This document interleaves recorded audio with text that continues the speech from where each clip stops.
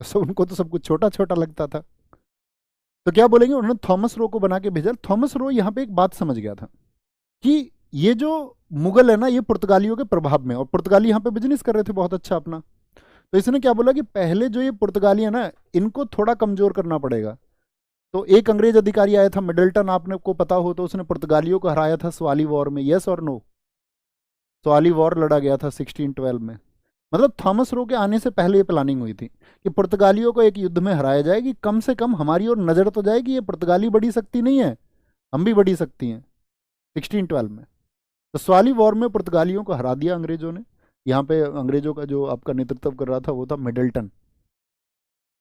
तो कहने का मतलब है मुगलों को ये लगा कि हाँ यार, ऐसा नहीं है कि पुर्तगाली ही शक्ति है, ये भी शक्ति है। तो यहाँ पर आकर उनका माइंडसेट चेंज होता है इनके लिए। तो ये क्या बोलते हैं, थॉमस रो को परमिशन दे देता है जहांगीर। तो परमिशन प्राप्त करने में कौन सफल रहा? थॉमस रो को परमिशन मिली, यस और नो? जी भैया। लेकिन जो ये परमिशन मिली है ना, ये मिली है कोस्टल एरिया के लिए। कोस्टल एरिया बोले तो समुद्र तटों के लिए। कहाँ के लिए? समुद्र तटों के लिए। यहाँ पर आपका आंध्र में, जैसे आप जानते हैं कि इन्होंने अपना कहाँ पे आपका मसूलीपट्टनम में एक फैक्ट्री बनाई। मसूलीपट्टनम आंध्रा में, आंध्रा मसूलीपट्टनम में, कि कोस्टल एरिया में ये समझ गए कि भाई अंदर व्यापार अभी बहुत मुश्किल है, क्योंकि अभी मुगल बहुत मजबूत है। ठीक है, या तो ये कमजोर हों या हम बाहर बाहर व्यापार कर लें। तो आंध्रा के मसूलीपट्टनम में यहाँ पे इन्होंने व्यापार किया था। ठीक है, धीरे धीरे क्या होता है, धीरे धीरे ये होता है कि इनका जो व्यापार है वो कोस्टल एरिया पर बढ़ने लगता है। और आप जानते ही हैं, ये जो व्यापार बढ़ रहा है उसके लिए परमिशन लेने में सफल कौन हुआ है? Thomas Roe. किससे? जहांगीर से। ये भी याद रख लेना, परमिशन इसको किससे मिली? जहांगीर से। कहते हैं जहांगीर को इसने गुलाब गिफ्ट कर दिया। अच्छा, मुगलों को गुलाब से कितना प्रेम है ये तुम जानते हो? कभी आप ध्यान देना कि बाबर की बेटियों के नाम किस पे है? गुल नाम से। गुल मतलब गुलाब से ना बेहद प्यार है। बाबर ईरान से मतलब ऊंटों पे लदवा के गुलाब मंगवाता था। जहांगीर को बेइंतहा प्यार था। और तुम जानते हो गुलाब दिल जीत लेता है, और सल्तनत कोई इतनी बड़ी चीज नहीं है। मतलब ये कहते हैं कि हमारी जो सल्तनत थी ना, जो मुगल सल्तनत है, वो अंग्रेजों के लिए एक गुलाब में बिक गई। एक गुलाब में। अब तुम जानते हो गुलाब की कीमत। ठीक है, उससे सब खुश होते हैं, सब में सब आते हैं।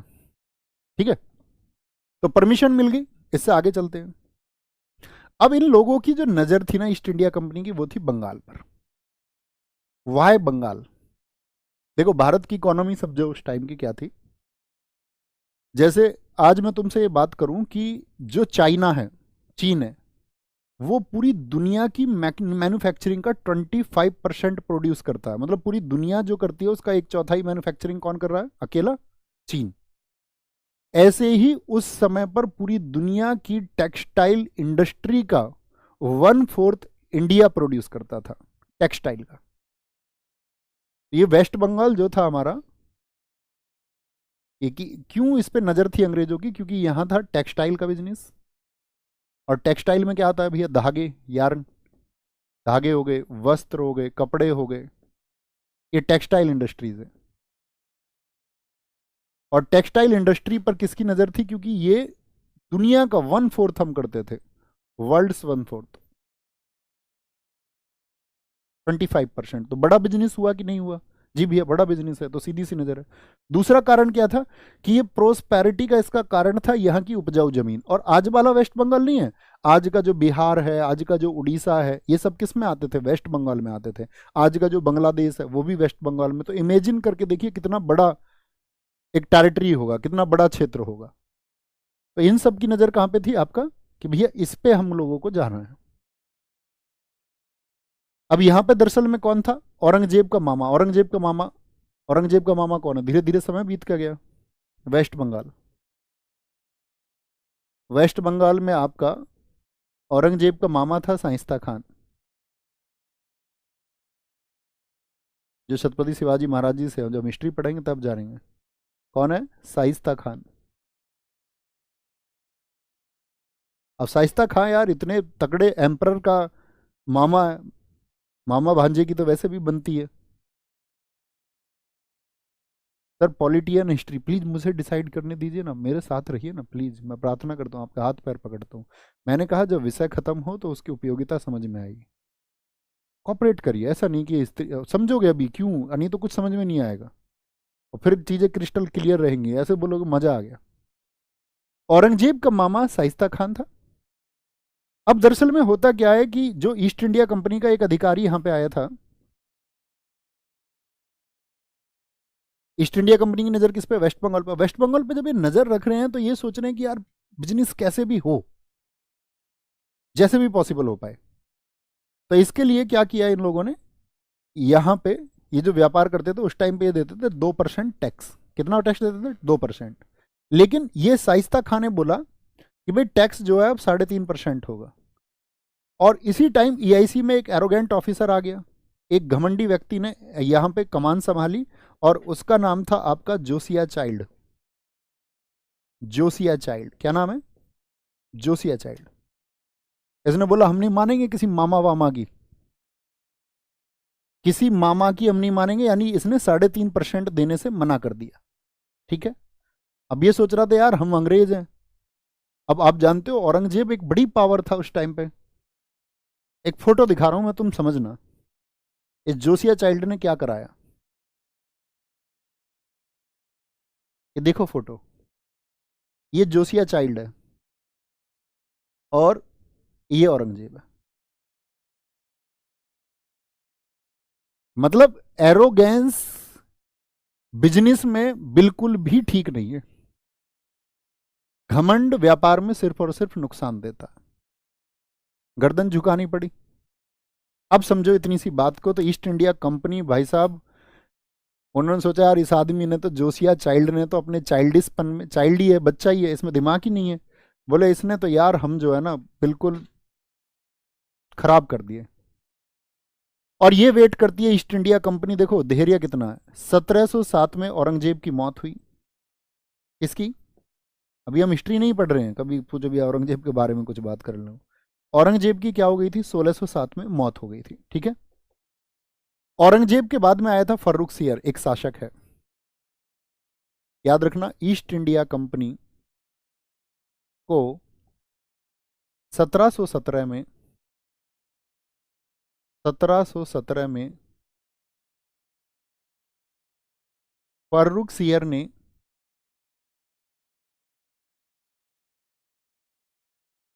दस्तक जारी किया।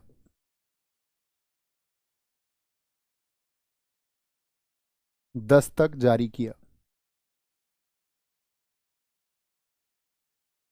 कब, 1717। और दस्तक क्या है भैया ये समझो।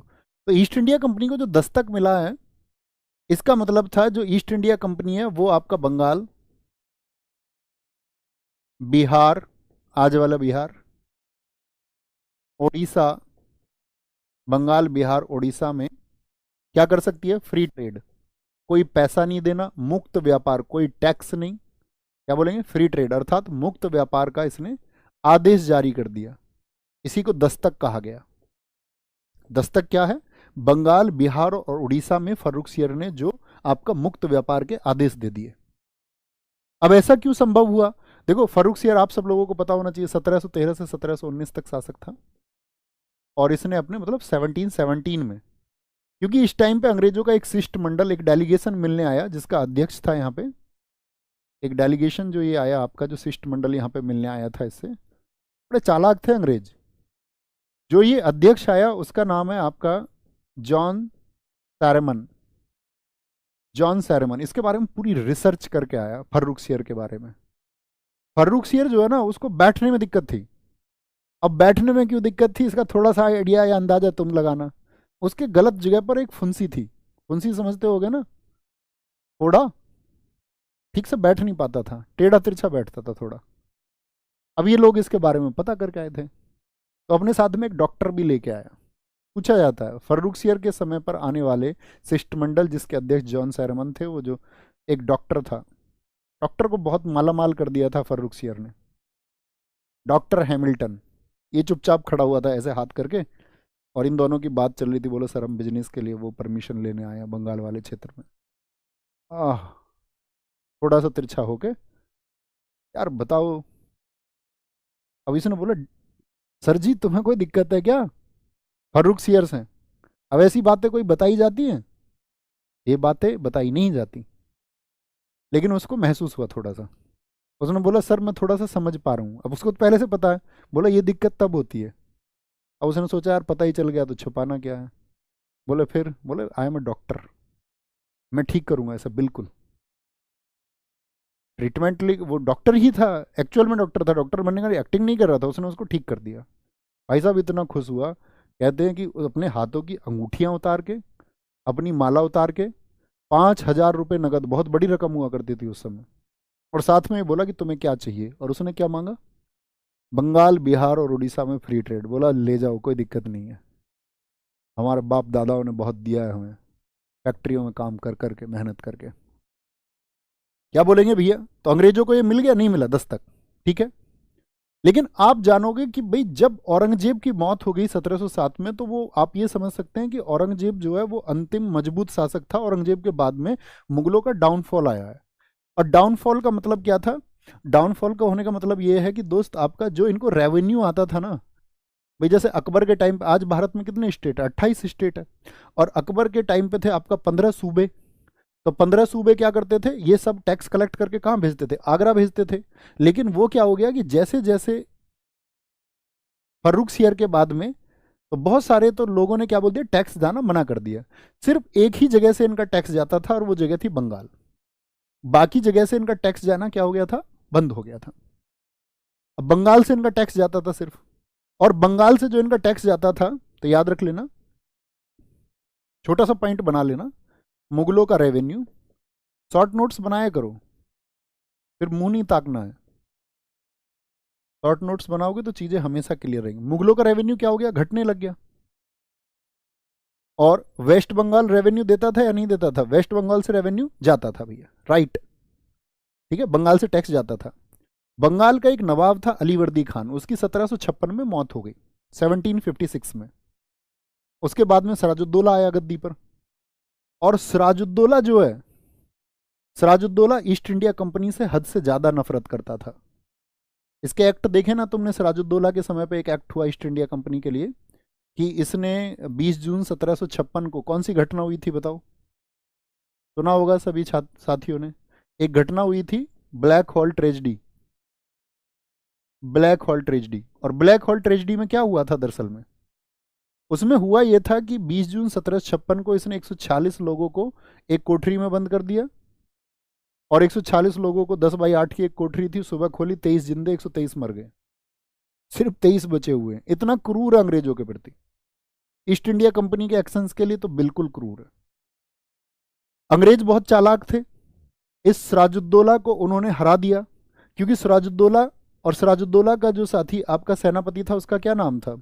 अंग्रेज समझ गए थे कि यार हम कमजोर हैं, अंग्रेज और सच में इस स्थिति में कमजोर थे।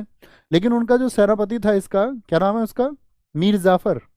इसको क्लाइव का गीदड़ कहते हैं। इस टाइम पे क्लाइव एक्टिव था।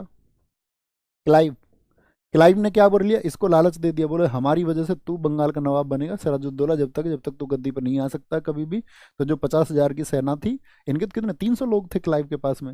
सिराजुद्दौला की जो सेना थी वो मीर जाफर 50,000 लोगों को ये आपका ऑपरेट करता था। इसने वॉर ही नहीं किया। जो इसका कमांडर है उसने युद्ध लड़ा ही नहीं। तो सिराजुद्दौला को किस वॉर में हराया था ये बताएं जरा। तो क्या बोलेंगे? मीर जाफर जो एक गद्दार है, सिराजुद्दौला को हरा दिया गया। और 23 जून 1757 को एक वॉर हुआ, जिसको हम बोलते हैं प्लासी का वॉर। क्या बोलते हैं इसको? प्लासी वॉर कहते हैं। प्लासी का युद्ध हम इसको कहते हैं, ठीक है। किसने जीता इसको? रॉबर्ट क्लाइव ने। ओके, यही वो वॉर है जो भारत में अंग्रेजी शासन की नींव डालता है। अंग्रेजी शासन, कभी आपसे क्वेश्चन पूछे ना, भारत में अंग्रेजी शासन की शुरुआत किस युद्ध को आप क्रेडिट देना चाहेंगे, तो आप किसको देना चाहेंगे? ये सारी कहानी आप समझा देंगे। आप बोलेंगे कि हम ये श्रेय देंगे शुरुआत का प्लासी वॉर को। प्लासी कहाँ पे पड़ता है? वेस्ट बंगाल में।